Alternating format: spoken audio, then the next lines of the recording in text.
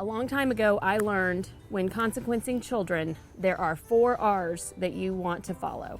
You want the consequences to be reasonable, so they fit the infraction.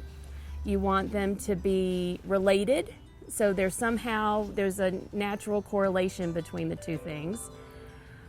Reliable, which means as a parent, your child can rely on you to follow through with the consequence.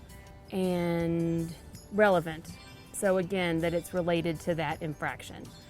And those 4 R's really I try to use when I consequence my children, because it's not harsh, they don't view it as punishment, but they really are able to get the message. I think it's important to use the same type of discipline for both a boy and a girl, or siblings, because one doesn't think they're getting treated differently than the other. And they both need to see that they both need to have an expectation that their poor choices are going to be dealt with the same way as their sibling. Mm-hmm. Fair is fair.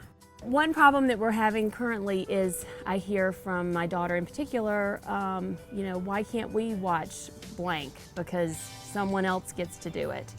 And the way I explain it is that in our house, in our home, we follow these expectations. In our home, we choose not to watch certain television shows because I don't like the tone of the language between the two characters.